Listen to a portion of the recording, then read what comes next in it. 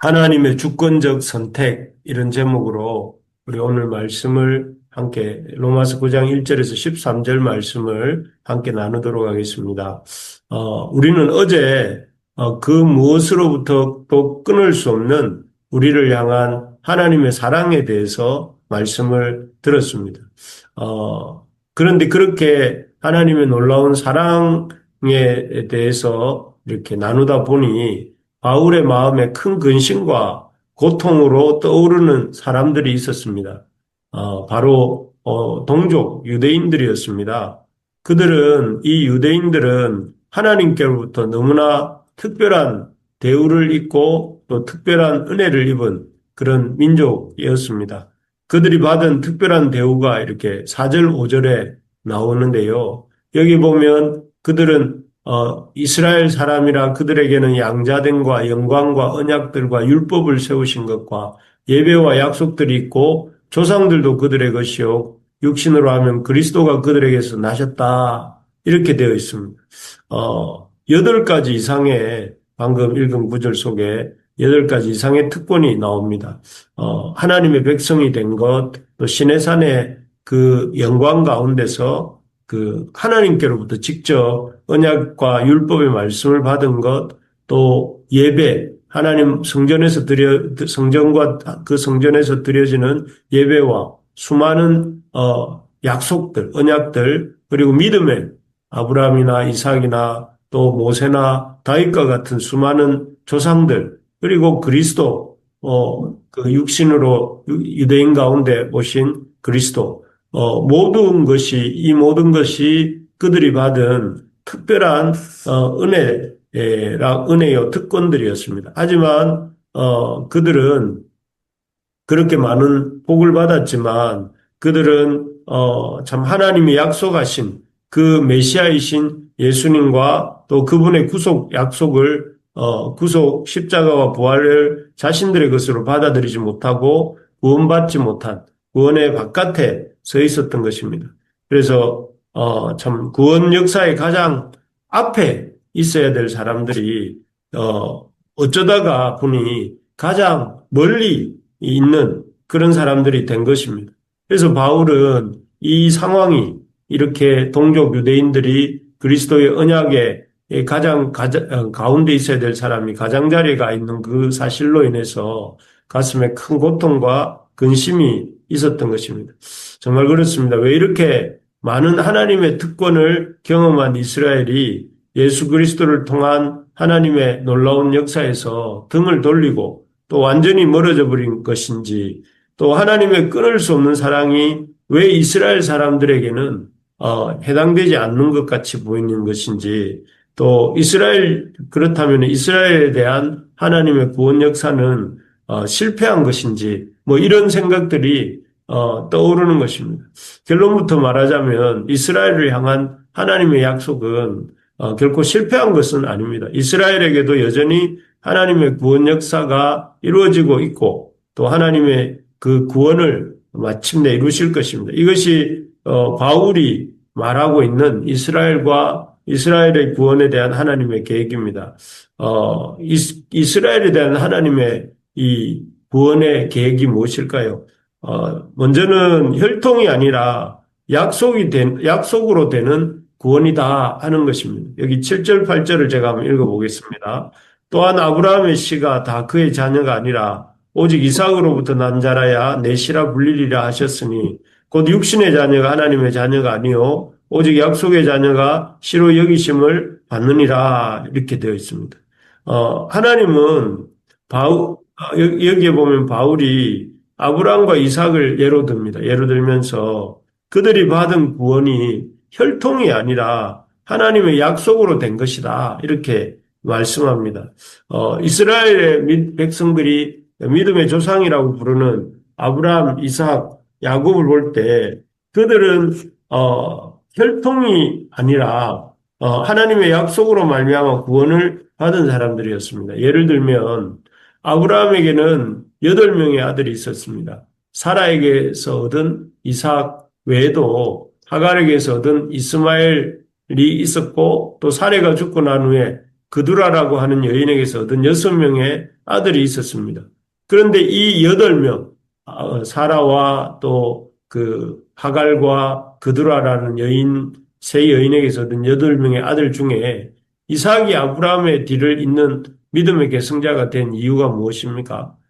그가 그 믿음의 계승자가 된 것은 여기 8절에 보면, 그가 뭐 다른 장자라거나 또 능력이 특별했다거나 그런 것이 아니고 오직 하나님의 약속, 육신의 자녀, 8절을 보시면 육신의 자녀가 하나님의 자녀가 아니요 오직 약속의 자녀가 시로 여기심을 받느니라고 해서 그가 하나님의 약속으로 말미암아 그렇게 되었다 하는 것입니다. 야곱도 마찬가지죠. 야곱에게는 에서라는 형이 있었습니다. 그런데 형인 에서 대신에 믿음의 조상으로 야곱이 된 이유가 무엇입니까? 흔히 말하듯이 에서가 망령되어서 장자의 명분을 야곱에게 팔아넘겼기 때문이라고 이렇게 이 로마서에서는 말하지 않고 10절, 11절에 보면 뭐라고 하는가 하면은 11절을 제가 한번 보십니다. 그 자식들이 아직도 나지 아니하고 무슨 선이나 악을 행하지 아니한 때에 택하심을 따라되는 하나님의 뜻이 행위로 말미암지 않고 오직 부르시는 이로 말미암아 서게 하려 하사 여기 그렇게 되어 있습니다. 여기 보면 에서가 아닌 이삭이 택함을 받은 것은 그들의 행위가 아니라 오직 부르시는 이, 즉 하나님의 뜻으로 말미암아 그렇게 된 것이다. 이렇게 말씀합니다. 아브라함의 8명의 자손 중에서 이삭이 택함 받은 것이나 또 에서가 아닌 야곱이 선택받은 것이나 모든 것이 혈통이 아니라 하나님의 약속과 뜻으로 말미암은 것이다. 이렇게 말씀하고 있는 것입니다. 그래서 이스라엘이기만 하면 다 구원받는 것이 아니라 애초부터 구원은 혈통이 아니라 약속으로 하나님의 뜻으로 말미암아 된다 하는 것입니다. 그렇습니다. 우리가 참 꼭 기억해야 될 것은 우리가 구원받는 것이 우리가 혈통이나 우리의 능력이나 우리의 태어난 순서나 아니면 우리가 어디에 속해 있는 우리의 가문이나 이런 것에 의해서 구원을 받는 것이 아니고 하나님의 약속으로 말미암아 하나님의 뜻으로 말미암아 구원을 받는다.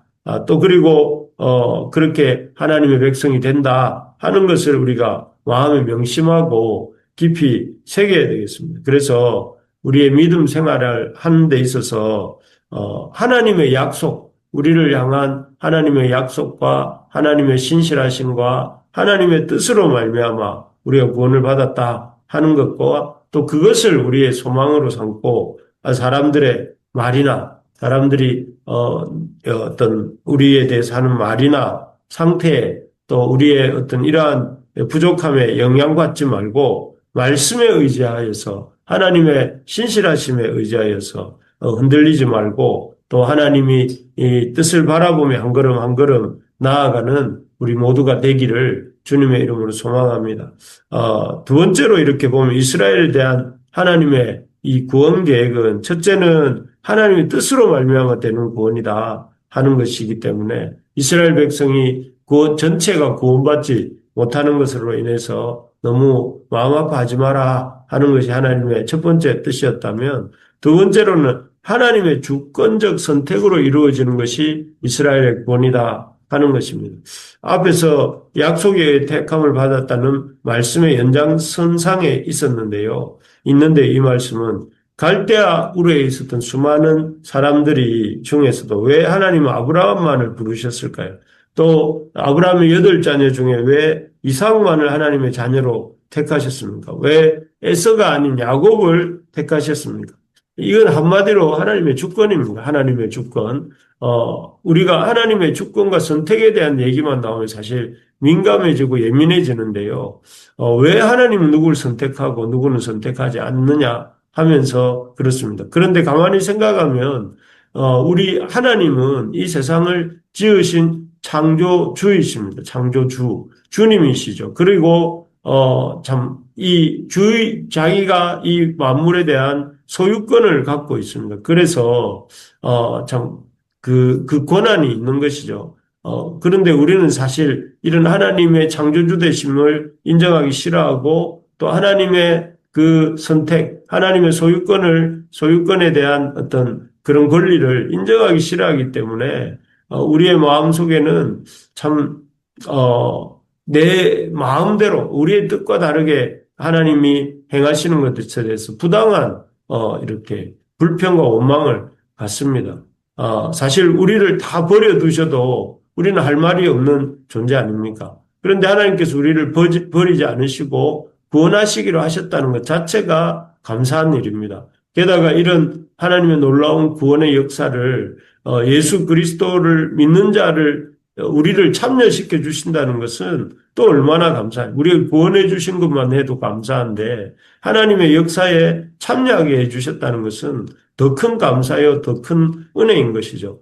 때문에 우리가 하나님의 주권적인 선택에 대해서 왜 어떤 사람은 선택하고 하지 않느냐 불평하고 원망할 것이 아니라 감사할 일인 것이죠.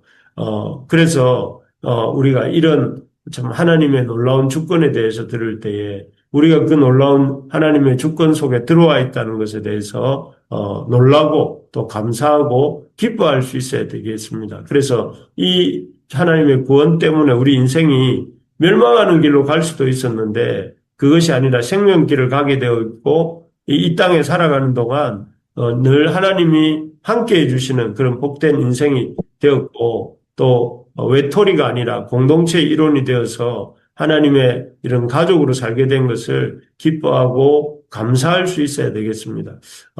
그렇습니다. 그래서 말씀을 맺으면 우리가 참 이스라엘에 대한 하나님의 이런 주권, 계획, 그리고 하나님의 구원과 약속에 근거한 구원의 약속과 하나님의 주권에 근거한 이런 하나님의 백성됨을 기뻐하고 감사하며 살아가는 우리가 되기를 소망합니다. 그리고 우리도 힘써서 이런 하나님의 놀라운 이 구원의 은혜를 바울이 온 힘을 다해서 온 세상을 다니며 복음을 전하려고 애썼던 것처럼 우리도 힘써 알리는 이 가을이 되기를 소망합니다. 우리 주변에 허무함에 시달리는 사람들이 얼마나 많은지 모릅니다. 또 하나님의 복음을 알지 못해서 어두운 가운데 있는 사람들이 얼마나 많은지 모릅니다. 그들을 향해서 우리가 복음을 이렇게 전하는 그런 우리의 삶이 되어야 되겠고 또 우리가 복음을 인하여 기뻐하는 우리 모든 부르심의 가족들 다 되시기를 주의 이름으로 축복합니다. 네. 아멘.